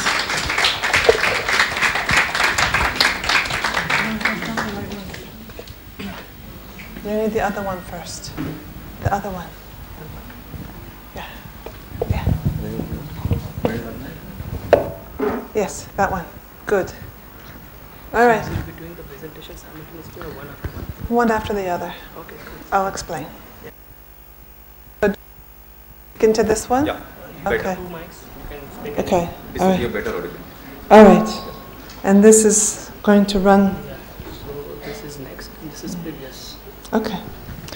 Okay, so wonderful. Thank you so much. I'm here going to do two presentations today. So it's two presentations and three stories. And the reason why I'm here doing this is because our colleague Nina Ketcher couldn't come. She had visa trouble getting here. So I just want you to hold her in your heart because she really wanted to be here with you. Gajanan Kelkar has given us the opportunity to share with you some of the tools that we've created in our programs at APA. So my first presentation will be the one in the program, and then I have a short little presentation that I adapted some of Thomas Verney's research into a beautiful PowerPoint that's for sale as part of our toolkits on memory and how babies have memory. So before I do that, I just want to say thank you so very much, Dr. Kelkar and Mrs. Kelkar, for being so welcoming. And I have so enjoyed being among you. And I've been sitting in the back there, being with you while you're listening and watching your faces. So it's truly an honor for me to be here. But before I do that, I just want to take you into one of our tools. And inspired by Shah and Sudar, remembering that our senses affect our DNA, I just want to teach you just a little grounding and settling. So I'm just going to invite you to feel your seat. Feel the chair underneath you. Feel your sits bones. Feel your legs. And feel your feet. Nice. And then I just invite you to put your hand on your chest and feel your heartbeat. And take a breath in and out twice as long. And then find somebody in your life or even in this very room to appreciate. Someone to whom you feel grateful. To Manashakti, to Appa. And then just notice your body. And now open your eyes. I'm going to get started. So my job today is to introduce you to some trauma tools. This is the outline for us today. I want to introduce you to 2 tools. Now, who here has worked with adverse childhood experiences? Who here has worked with the polyvagal theory? Okay, good. So these are going to be new tools for you, most of you. And we have also created our own adverse early experience score. So I'm going to introduce that to you. So this is our outline for today. And I'm going to introduce to you the research about how they're adapting these for obstetrical practice. They're now using these tools to help improve birth outcomes in our country. Of course, I would not go any further without telling you a little bit about APA and what I do there. And so this is a slide from one of our slideshows just about APA, Thomas Verney and David Chamberlain, and how we got started. And I created the PPNE program, the Pre- and Perinatal Educator Program, starting in 2013. And I'm wondering if our PPNE students could please stand in the room. Graduates and students. Thank you. Thank you. Yeah. So I'm more than just an educator at APA. I'm a body worker. I'm a somatic body worker, which means I work with my body and my hands to help people feel better in their body. And my specialty is moms and babies. So I want to give you my first story. And this is a trauma prevention story, because what I'm passionate about is, just like you've heard from our dear past president, Sandra Bardsley, is really helping moms, couples settle with their babies and having optimal birth experiences. So in this story, I had a mom come to me. I do a lot of massage for pregnant moms. I love them. I give them lots of encouragement and support them to feel good in their body. And she came in and she looked glum. She looked down. I said, "What's going on?" She said, "Well, I just come from my doctor, and he says my baby is transverse. And right at the end of my pregnancy, and he's told me to get ready for a long labor and probably a C-section." I said, "Oh, darn." Well, I said, "Well, how about we just talk to your baby?" And she said, "What?" I said, "Yes, let's just talk to your baby and see if we can turn your baby head down." And I used the technique I learned from APA, which I'll tell you. And later, the mom told me she let me do this because she liked me, right? So I gave the mom her massage. I felt her anxiety just begin to release. And as I had her at the end of her massage, I had her put her hands on her belly. And then I put my hands on her hands. And I talked to the baby. And this is what I said. I said, "Hi, baby. My name is Kate. I've been out here loving your mom, massaging her, getting her ready for birth. And she tells me that you are lying on your side. And I just want to tell you, it's probably better if you turn your head down. Now I have a little bell here. I'm going to ring the bell in the direction for your head to turn." So I put a little bell in between her legs and I rang it. Da-da-da-ding. And the mom sat up abruptly, just like that. She gave me this wide-eyed look. I'm like, "What happened?" She said, "Oh, the baby moved. It moved right away." And she was excited. And she went out the door, right? The next day, I got an email from her saying, "Kate, I went into labor when I got home. I had a 6-hour labor, no medical intervention." Wow. Trauma prevention. Just talking to the baby, right? Okay. So we know now a lot. We know a lot about babies. And like David Chamberlain said, the womb is a school and all babies attend. Everyone here has been born. Everyone here has spent time in the school. But we're getting closer and closer to what APA and Manashakti have known all along, that the baby has experiences. As you've heard here, our transgenerational experiences before birth, epigenetics, there's a lot of that. We also know that early brain development and nurturing our babies young, that's when the brain is most plastic. But now we're really getting to knowing that babies have experiences in the womb. So I'm going to tell you about trauma. I'm going to teach you a couple of tools. So if you feel yourself getting overwhelmed by the things I'm saying, remember what I did previous. Just remember your sit bones, feel your feet and your breath, and bring some gratitude into your heart. So remember, trauma is in the event. In the person, not the event. So what's traumatizing for one person may not be traumatizing for another. And this really very basic definition is usually it's anything that overwhelms someone beyond their capacity to cope. So when I'm working with people, there's varying levels of trauma. There's shock trauma, which is usually an overwhelming one-time event. It comes in, boom, and it affects your body, right? Then there's developmental trauma that's chronic or overwhelming stress or toxic stress, so it lasts a long time, like being in a war or having the famines that we've talked about, or being in the Holocaust, or growing up in poverty. Not always, though, but you're looking at a chronic situation, so I'm going to talk to you more about that. And we also know about this transgenerational, intergenerational trauma. And we're looking at how trauma leaps generations, which, of course, a lot of our distinguished speakers this time have told us about. So I'm going to give you a small case study, and many of you are medical practitioners. So put your practitioner hat on. I'm going to give you the first half, and then at the end of my little talk, on this part of my talk today, I'm going to give you what they told this couple. So trauma-informed care, which I'm going to teach you about, and pediatric care especially integrates adverse childhood experiences, which I'm going to introduce to you today. In a recent webinar through the Center for Health Strategies, the woman who really is integrating this into pediatric care, who's named Dr. Nadine Burke-Harris, reviewed a case where a 3-year-old girl was diagnosed with failure to thrive. Essentially, toxic stress had overloaded her body so that her bones were not growing. She was not gaining weight.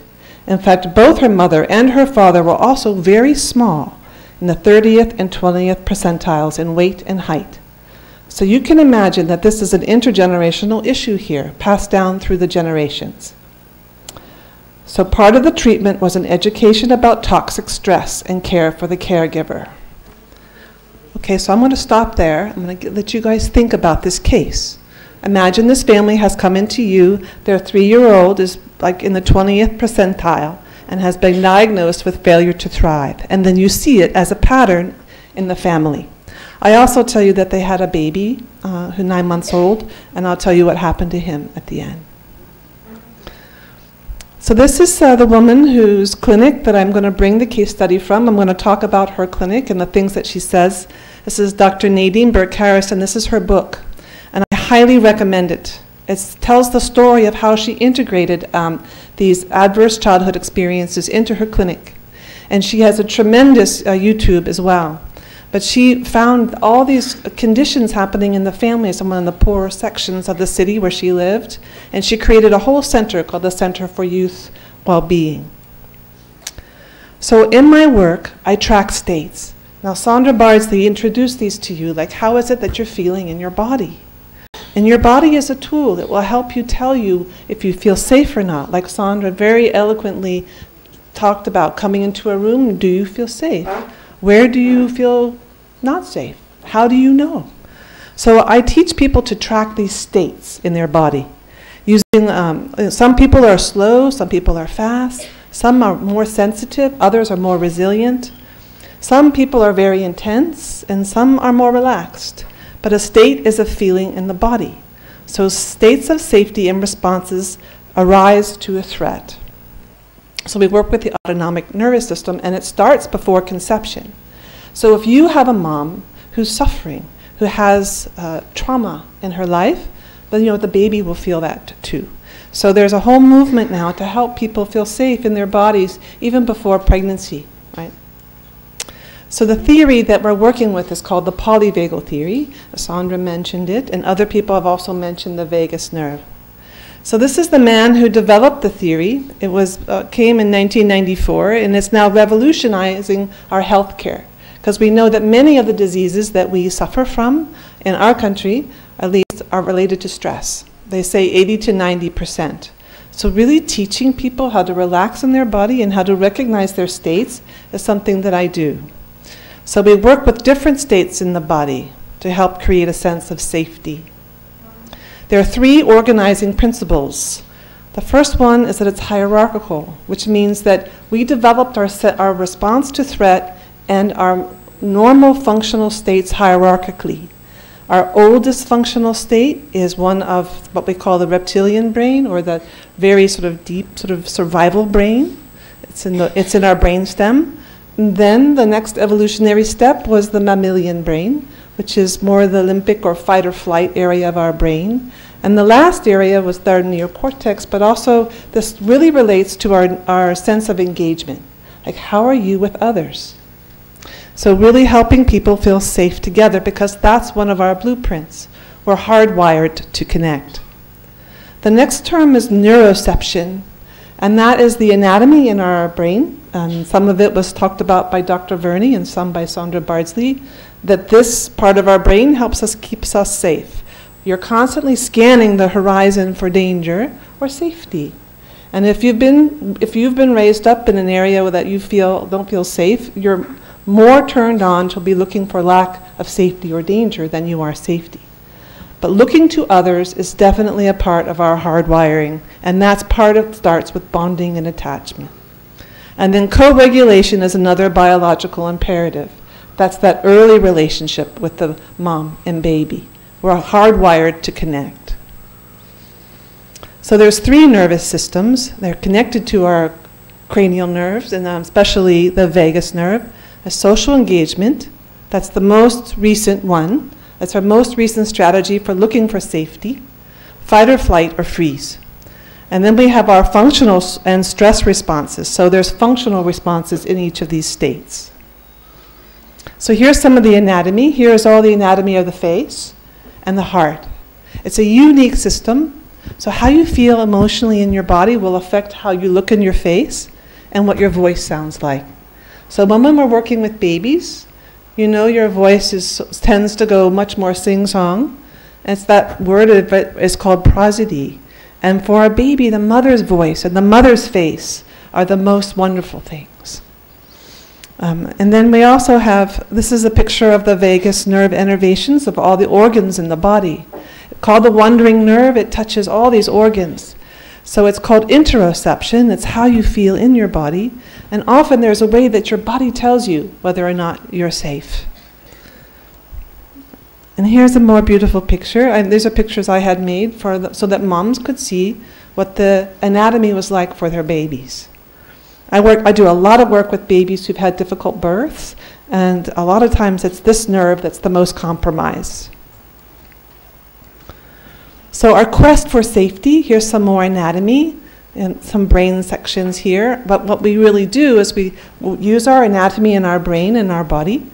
And our eyes, we look with our eyes, we turn our head, we're calling out, we're looking for mom, we're scanning the horizon for danger. We have the amygdala and the parts of the limbic brain. And then where we have memory, we have the hypothalamus as an organ of perception as well. So we're looking at ways that we feel safe or not. Okay, now it's not going. There you go. Okay, so here's another way of looking at it. We talk about the functional range and how there's a place in our body where we get up and do things in our day so we can mobilize and go to the conference at Manashakti. And then there's ways that we relax where we go have our tea. And then we come back and we get mobilized more for some more learning. So when we're looking at the functional part of our nervous system, it's this range, like I'm connected. And then we can be highly mobilized, we can go play, or we can go rest. This is normal function. But once you get above the range, that's when your fight or flight comes on, that's your defense. And often people, when they cannot feel they can fight or flee, they'll go to beneath the range. We call that frozen, shut down, numb, or low energy. So we're looking now, shifting into some more chronic stress, where we'll talk about adverse childhood experiences. So for chronic abuse, there's really no one there. So I don't know how many of you have families in your life where you know that there's a child who does not have good presence at home. So usually there's a feeling of no one there. There's a misattunement between the parents, or the parents are not soothing. So this is the Adverse Childhood Experiences score. You can see there's a website here called ACEs Too High.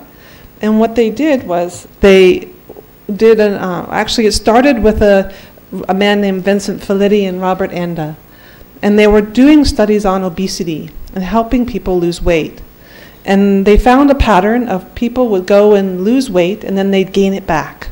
So when they were trying to discern why that happened, they discovered that a lot of the women that they were working with had been sexually abused when they were children. So being curious, Vincent Felitti began to examine records for what he began to call adverse childhood experiences. And so this is the range, and he identified 10, but they were put into 3 major categories of abuse, neglect, or household dysfunction. So I wanted to go over this a little bit more with you. What does it look like? So at the very first level, you're going to look at whether or not families have alcoholism or drug addiction, or a parent that's incarcerated, or domestic violence, abuse, whether or not there's a mentally ill parent. So there's a lot of ways that you can sort of examine. And they found that most people have at least 1, and 2/3 have perhaps 4. So we're looking at how many people have these adverse experiences, and as we've heard with some of the presentations this weekend, adult diseases often are connected to these early experiences, and I'm going to show those to you. But once you have those experiences, your neurodevelopment is disrupted. Your nervous system doesn't work like it normally does. In fact, it's probably pretty vigilant. It's looking for danger. It's not resting. What can build on top of that are social, cognitive, and emotional development disrupted. So what does that look like? That looks like children who can't sit still in school, who constantly have behavioral issues, or they have a tendency to withdraw or shut down. Learning is compromised. Then they begin to adopt health risk behaviors that can affect how they are in the world, but also it's a way for them to cope. And these are addictions. Often they're cigarette smoking or alcohol or other behaviors that help them cope with how overwhelmed they feel. And one of the reasons why I love this study so much is that it began to humanize addictions. Like addictions are a way for people to feel safe or to numb themselves out against their feelings. And then often there's diseases that develop, which I'm going to show you briefly, and often there's an early death. But what we're saying here in APA is that we can really influence this pyramid if we start preconception. We're starting from the ground up, and we're looking at conception, the prenatal period, birth and attachment, promoting healthy bonding, healthy attachment, and optimal birth. Yeah, thank you. So what I call this is the trauma tree, but we can just see that the roots of our health, and I've seen this in several of the presentations, they talk about the roots of our health and well-being. They're in this tree. You can see that in the soil, there's the soil, and then our prenatal and birth experiences are the root. And there's a saying that we say, as the twig is bent, so grows the tree. So here are our pre and perinatal roots. And this is what I work with in my practice, working with early trauma. Conception, implantation, discovery, prenatal experiences, birth experiences, after birth experiences, bonding, attachment, parents' experiences, family experiences, social and cultural experiences. So these are all in our roots, and these are all things that we're taught when we're working to help heal earliest trauma. So can we name what those are? So we developed this score. I'm going to go quickly through what the traumas are that we think they are for babies, and I'm going to go through some of the ways that we work with them. I just want to invite you to notice your body and remember that these may or may not have happened to you or someone that you know. Again, I invite you to feel your body, notice your seat and your feet. Being unwanted, abortion ideation or attempt. Conceived by assisted reproductive technology. Right? survival of twin or other multiple losses. Was the mother depressed or anxious? Did she consume cigarettes or alcohol? Was there domestic violence? Was there loss during pregnancy? Was there a traumatic birth or a NICU experience? Was there a separation from mom, surgery, circumcision, or hospitalization? So I'm going to go now into what we call the resilience score, and just listen to these. And I want to invite you just to think about, when you're listening to these, someone who in the now makes you feel this way. Like someone wanted me, someone welcomed me, even if it's a beloved animal in your life, you know. It doesn't have to be a human, but feeling that feeling of welcome, feeling seen and heard, someone who really gets you. A sense of belonging. Do you feel like you belong to a group or to your family? Do you feel safe, secure? Do you feel protected, understood, loved, curious and engaged, supported, a sense of purpose or gratitude or even appreciation, right? And then a sense of home and a coherent story. So that is being able to tell your story and know your story and understand that it's truly in the past and not in the present. And there's a whole science around that, around attachment. So just now going to the conclusion of our talk today, this is, again, returning to the case study of Nadine Burke Harris. She found that after now, this study from the ACEs was released in 1998. So we're almost 20 years later, and the data is getting out into practice. And we're looking at how these 10 early adverse experiences, like they haven't been able to measure the earliest experiences yet, but the measurement of these adverse early experiences from childhood, they've really gone into understanding how they affect adult disease. And these main categories of neurologic, immunologic, endocrine, cardiovascular, and epigenetic. And what does that mean? So bring your attention to the arrow pointing down to the right. Above it, we're talking about early life adversity, and there's protective factors. So there may be in your life as a young person someone who was there for you, who wasn't your family, or a beloved teacher, or someone, maybe you got free lunch at school, or there's other kinds of factors that we can weigh in, like what happened to you as a child. But when we're looking at toxic stress, it can truly overwhelm the nervous system. So in the pink triangle, you can see there's all these disorders that can arise. And diabetes is one of them, by the way. Diabetes, obesity, metabolic disorders, immune disorders, autoimmune disorders, chronic pain disorders, chronic fatigue disorders. I mean, there's all kinds of ways that this system is affected by early adverse experiences. So there's this toxic stress and really understanding how can we pull out those protective factors and really help someone in their nervous system reorient. So back to the family, right? So when Nadine Burke Harris found that this family was suffering, they have a golden standard now when they treat families. It's called child-parent psychotherapy. This is what they said to that family. And just try this on. Listen as if you're this family, right? I think that because of what your daughter has experienced, her body is making more stress hormones than it should. And this may be what's affecting her growth. I want to refer you to a specialist that will help you learn how to help support her and reduce the amount of stress that her body is making. We also know that a healthy caregiver is one of the most important ingredients for healthy children.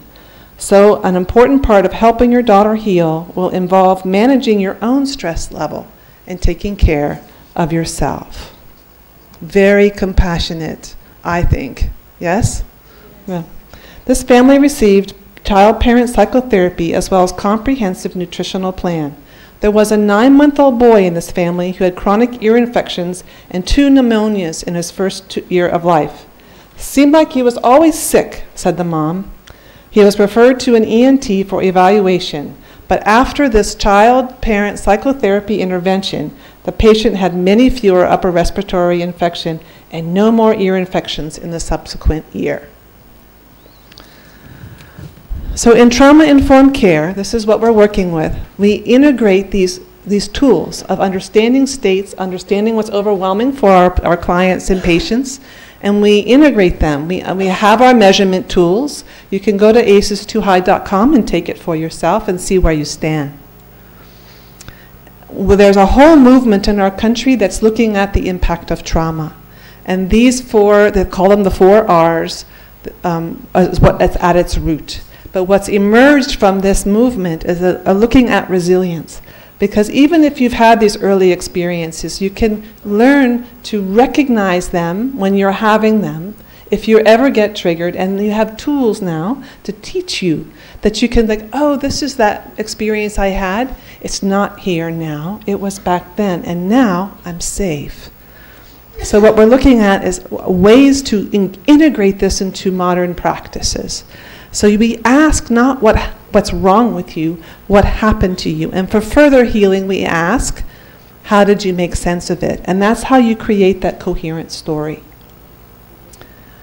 Here's my plan, really integrating this into obstetrics and maternity care. But this is what's been our theme for this weekend, no? Preconception health, looking at what's gone on with them. I love this presentation by Sandra with helping families gently self-reflect, which is what we're going to be doing with our Conscious Baby program at APA. And these are the ways that we want to help prepare families. Some of the data that some of these presentations have been tremendous. So we know now these tools, just how do we integrate them? So I wanted to show you just the last few slides. These are the trends now of integrating ACEs into our practices, understanding if the scores are high, what to do about them, including psychotherapy, and then helping them reduce the anxiety of the mother. Here are some recent research. This is a recent movement in our country, but you can look to see, I've circled the dates. They're all 2018 and 27 resources. So this is the end of my first presentation. I'm going to tell you a story while we transition to the next one, okay? But I wanted to show you, I have these resources for you. Here's our Department of Education.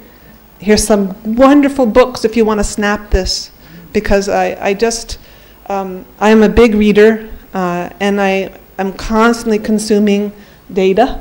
And I can't recommend this more, especially this little book, Trauma-Informed Care in the Perinatal Period. Really good. I read it in 3.5 hours. I couldn't put it down.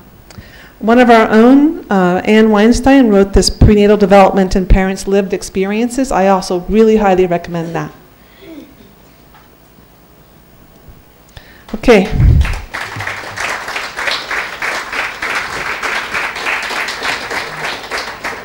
Okay, time for a clinical story while we move to the next PowerPoint.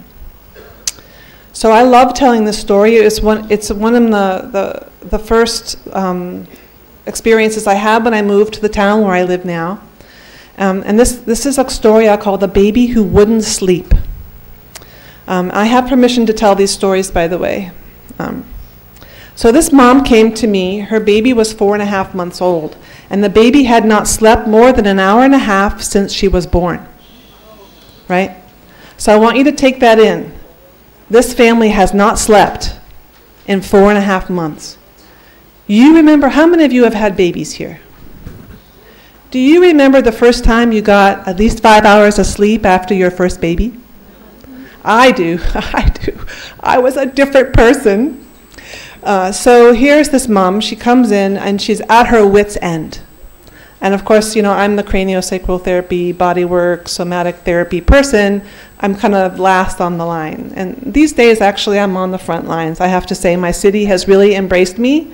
I get referrals from pediatricians, lactation, even from the hospital now. But so there she was in my office, and she was just a wreck. And her baby was this amazing little girl, and she came in with her arms like this and her face like, just the most joyful baby. Now, subsequent to this family, I've discovered that when I see a baby with arms that are like this and not like this, It's a sign that they have fascial constraint in their shoulder and in their neck. And we have a huge problem in our country with tongue tie. How about you all here? Do you all have tongue tie issues? No? Very few. Oh, I'm so curious as to why. But we have so many babies now that are getting their tongue surgery that they cannot breastfeed. Like a lot of the babies that I see are babies that can't breastfeed. So this mom was not able to settle her baby. Her baby would not sleep. So the first thing I did was I got the birth story. So I want to tell you a little bit how I work. I slow down inside my body. So I'm just going to invite you to do this with me. To slow down, like the yoga, that yoga presentation was so good. I will slow down. And then when I sit next to the moms who come in and I say, may I touch you? And I put my hand on their back, right behind their heart or by their kidney. And with my touch and my presence, because presence affects our DNA, I really am present with this family. And as I'm holding her with my one hand, she tells me this story. And this is like one of the most difficult birth patterns that I deal with. It's called premature rupture of membranes. So this mom was an older mom, and she really wanted this baby. So she was in her late 30s when I think she conceived this baby, maybe early 40s. But her water broke at 37 weeks, and her husband was out of town. And she did not go into labor, but she went to the hospital because the doctor said after 12 hours you must come in. So she goes to hospital, and the doctor there is not a doctor she knows. Her doctor that she knows is not there. So immediately she feels afraid, and she feels afraid anyway. Her husband's not there. And so they try to get her labor started, but she is scared, and she actually starts to become scared of the doctor. They start putting her on Pitocin, and those of you who, I don't know how many here have had Pitocin? Wow, not very many. That's fabulous. Artificial oxytocin? Yeah, that's what it was. It's very different than regular contractions. They're very hard. Most women, if they don't get an epidural, that's heroic not to get an epidural when you have this drug. It's an artificial oxytocin that makes your uterus contract. So she was resisting. She wanted a natural birth. And as she's telling me the story, she tells me a little bit of it, and then she cries. She sobs. And I have my hand on her, and I'm watching the baby. I'm always watching the baby, because the baby will tell you their story. If you start to tell the birth story, the baby may want to tell. And that's when I say, pause, let's wait for the baby. We settle the baby. We listen to the baby. We watch the baby. I watch all her nonverbal cues. I'm waiting for her to tell me, this is too much, okay? I don't want to talk about this. Or, I want to talk about this right now. But she doesn't. She listens with that joyful expression. So I'm watching her and I'm listening to the mom. Listening, affirming, normalizing the difficulty. Yeah, it's a difficult pattern. Yeah, that was really painful.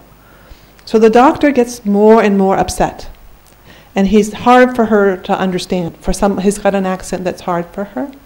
And she begins to feel frightened. And the doctor's feeling frightened. And he says, if you don't have that baby, I'm going to give you a C-section. So she feels threatened. So she takes the epidural, and she does push the baby out. The baby is jaundiced, baby is put under the lamps, and then baby has tongue tie. So she had her tongue cut. So you can just begin to count up all the ways that this mom and baby has some stacked layers of trauma. So I'm holding her with my body, still, breathing, slowing her down, listening, affirming. And she gets through her story, and I can tell she's at her wit's end. So I do something I normally wouldn't do right away. I do something called supported attachment. And this is where we put the baby on the mom's belly, no matter what age, and we hold the bottom of their feet, and they push up the belly to the breast. Because this was a little bit that was missed in this mom's story, right? So we put the baby on the breast, and the mom, I just have her lie back, and I have her prepare for breastfeeding, and the baby starts to crawl to breast. And in the supported attachment, the baby will start to tell you their story. And sure enough, this baby started telling us her story. She just na na na na na na na na na na na na na na na na na na. She wasn't crying. She wasn't yelling. She was telling us all about it. Na na na na na na na na na na na. And her hands always like this. So I listened to the baby. I affirmed her story. I said, yes, same thing that I said to the mom. That was hard. Oh my gosh, you did it. You're pushing. You're doing it. I say, by the way, you can use your hands. And sure enough, she begins to use her hands and she pushes her way to the breast and she latches on. But she doesn't stop telling us about it. While she's eating, she's na na na na na na na na na, looking at her mom, looking at me, right? And then suddenly, the mom and baby fall asleep on my couch, where I work with moms and babies. So I kneel down next to them and I put my hands around them and I hold them and I do the craniosacral therapy, which is a very, very subtle but deep, powerful reorienting body work. I hold them for 15 minutes, one hand on the baby, one hand on the mom. And then they wake up and get dressed and go out the door. I worried about that family. But don't you know, I got an email the next day.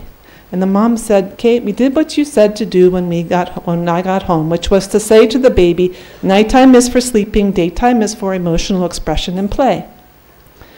We nursed, and then she fell asleep, and she slept for 6 hours. Whereupon she woke up and she nursed vigorously for 20 minutes and slept 2 more hours. And she said, Kate, I want to thank you so much for listening to me. I had no idea how upset I was about my birth. Thank you so much for helping me and my baby. So I want to ask you, what was the mechanism there? What helped this family? Was it presence? Was it touch? Was it craniosacral therapy? Was it listening? Was it bringing the mom and baby together in that way? It's all of the above. And these are all the skills that I come into play when I work. Right. Okay, so we're at a choice point. I mean, I'm happy to stop if you want for lunch or to show you this next piece. You tell me. I think 15 minutes for this. Yeah?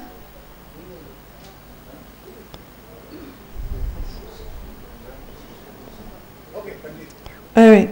So maybe we won't do the third story. But I want to show you this because this is one of the gems of our toolkits. So we are now developing these really small little courses that you can as a professional purchase. And this is delightful because I was so honored Dr. Verney gave me one of his papers and I put it to this, and I also want to honor my colleague Jean-Jacques Jabor. Jean d'Arc, will you stand please? Jean d'Arc helped me so much with these presentations. I'll go through it quickly. But this little 15 minutes, I think it's about 15 minutes, about 22 slides. What are early imprints? So you may wonder, or you may have clients, or even hospital administrators, or policymakers that ask you, how does the baby remember?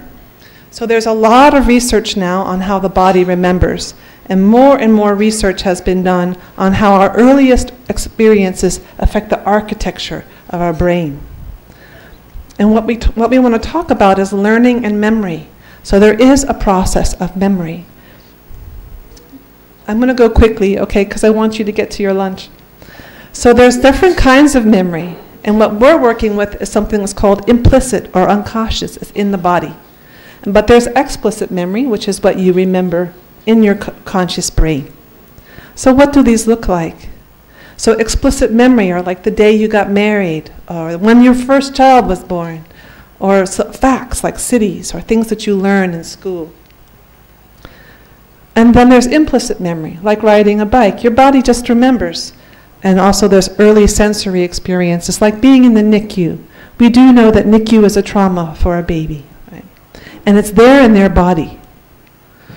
The anatomy and process of memory has been contested over time. But we at APA really present a sort of a more holistic view, a mind-body view. We know that information is gathered and it's encoded and sorted in our brain and in our autonomic nervous system. So all of the anatomy that I showed you earlier comes into play, as well as our muscles. So here is a famous saying, what fires together wires together. And this is by Hebb, a long time ago, 1954. But the genes are the architect and experience is the carpenter. So what does that mean? When we're defining early implicit memory, we're looking at our earliest experiences. So the information actually is stored in the nucleus of the neuron. The more active period of neuronal development takes place during the middle of the second trimester, when 250,000 neurons are created every minute. So a child is born with 100 billion neurons, as many as the stars in our galaxy, and 1 trillion synapses or interconnections. So how do imprints happen? So this is a quote from Thomas Verney's paper. Imagine for a moment 2 villages are separated by a dense forest in olden times. A few people walk through the forest between the villages, and as they do, they create a narrow path. As time goes by, the population grows more and people walk along this path. The path gets wider. Sorry, trying to make it go here. Then men on horseback, eventually carriages begin to travel, and then finally cars. And as a result of what used to be a narrow path has become a wide road. The people who had traveled along the road remember their experiences. The road does not have a clue as to the people who use it in or their lives. It is just a road. And I offer the story as an analogy of the relationships between synapses and neurons.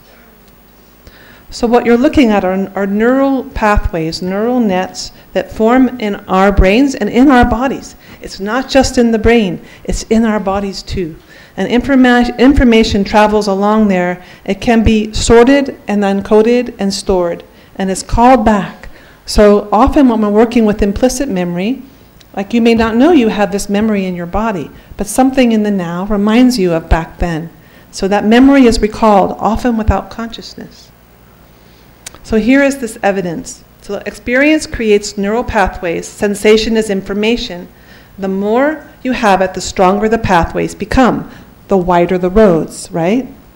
Memory is encoded and in different anatomy, synapses, neurons, and the structure around them in the brain and outside the brain. Remember Dr. Verney talked about the glial cells? This is what we're talking about, right? Memory is stored in the nucleus of neurons, and a memory can ignite a network of neurons and other cells that support it.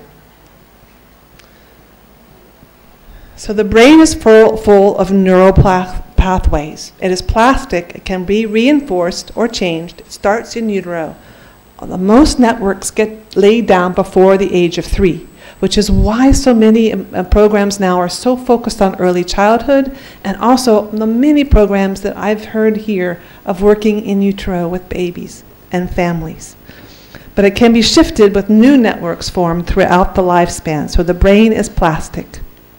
So we're looking at convincing data that lead us to believe that neurons in the brain, cranial nerves, and spinal cord form one large vibrating communication network that accounts for the way we think, feel, and behave from moment to moment. Okay, I'm going to go a little quick here. So I'm going to skip this. This is a really cool little video that shows synapses firing and connecting and new networks forming. But I'm going to skip it for now. So a rupture is when something that should have happened didn't, or an overwhelming event that happened. And we form our earliest networks, our earliest platforms on our earliest experiences. So a painful or stressful experience that's chronic or toxic or overwhelming, networks don't connect. So there's ways you can still work with the brain and the nervous system in the now to heal these places. So here's the rupture. What happened here? So humans are about patterns. They're about patterns from the inside out. Our interactions with our environment combine to really help these internal experiences. And for those of you who are working in epigenetics, know that we can work in the now. We can change our environment. We can change our our genome, which is the work of Sharon. All right, so one of the major patterns that we go through is birth, but we develop in a sequence, right? We don't start as an embryo, right? We start as an egg and a sperm and a blastocyst first, right? So we're always looking at how we do things. So just take a moment and reflect. How do you like to do things? Do you do them quickly? Do you do them slowly? Do you set your intentions? Do you prepare well? Do you get anxious? Do you procrastinate? Do you follow through? And after you follow through, do you appreciate what you've done? Do you rest? Do you ever feel stuck? All right, so when we're looking at patterns, we know there's a beginning, a middle, and an end. So we develop in a sequence, right? Here is the sequence. And then here again is the sequence. Conception, implantation, then the embryo. So birth is a sequence. There's a pelvic inlet, the pelvic bowl, the turn, the pelvic outlet, and then there's a pause. Usually it's on the mum. And then there's skin to skin. So we're looking at this pattern. So like birth is a sequence. See if this will go. Very slowly. Well, so that's the birth.